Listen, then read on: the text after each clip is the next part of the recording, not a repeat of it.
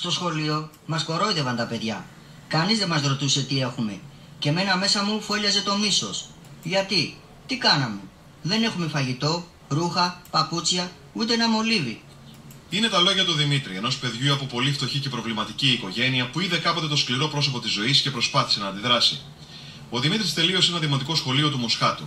Αν ήταν σήμερα εκεί, δεν θα ήταν το μόνο παιδί που η ζωή θα του είχε στερήσει ακόμη και τα στοιχειώδη. Αυτό που έχουμε αντιληφθεί φέτος και όσο περνάνε οι μέρες είναι να δυσκολεύουν τα πράγματα.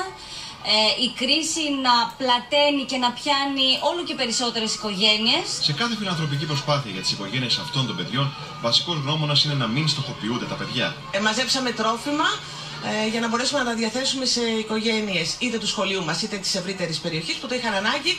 Ωστόσο, δεν το κάναμε οι ίδιοι γιατί δεν θέλαμε να φανούν αυτές οι οικογένειες. Σοβαρότερα είναι τα πράγματα στο κέντρο της Αθήνας, όπου ο αριθμός των παιδιών που υποσιτίζονται έχει αυξηθεί δραματικά. Έρχονται μανούλες οι οποίες κλαίνε, χτυπιούνται, τους δίνουμε τρόφιμα για το σπίτι, να ταΐσουν 3 και 4 παιδιά. Μόνο στο δημοτικό βρεφοκομείο οι αιτήσεις για σύντηση παιδιών τετραπλασιάστηκαν. Ξεκίνησε από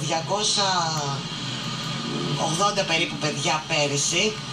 Αυτή τη στιγμή τα αιτήματα που έχουμε δεχτεί είναι περίπου 1000. Η Αρχιεπισκοπή Αθηνών έχει ήδη στα χέρια της λίστα με 2.000 υποσιτιζόμενα παιδιά από σχολεία της Αθήνας που έστειλε το Υπουργείο Παιδείας με την παράκληση να στηριχθούν με τρόφιμα. Στο σπίτι των παιδιών, σε συνεννόηση με τους γονείς δηλαδή, δεν θα πάμε στο σχολείο να δώσουμε στα παιδιά μία τσάντα με τρόφιμα. Δεν μπορούσαμε να τα πεντάξουμε από το κοινωνικό σύνολο που ζουν, ούτε να τα προσβάλλουμε, ούτε να τα μειώσουμε. Άραγε υπάρχει ελπίδα για όλα αυτά τα παιδιά?